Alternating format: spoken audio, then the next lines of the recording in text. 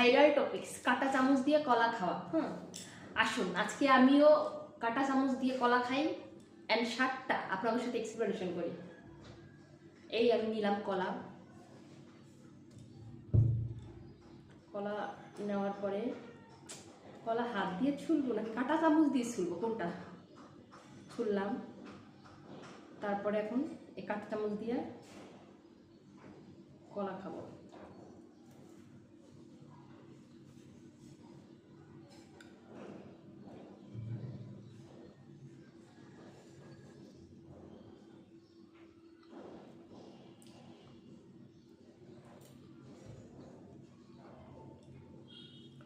Wow, কাঁটা চামচ দিয়ে কলা খাইতে কলার স্বাদ কিন্তু চেঞ্জ হয় না।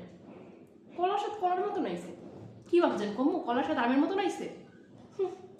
খালি ঢং ভাই, আমি সাচ্চা গৃহিণী। কাঁটা চামচ দিয়ে যে কলা খাইছি, আমার এই কাঁটা চামচটা এখন ধুতে হবে। বাঙালি।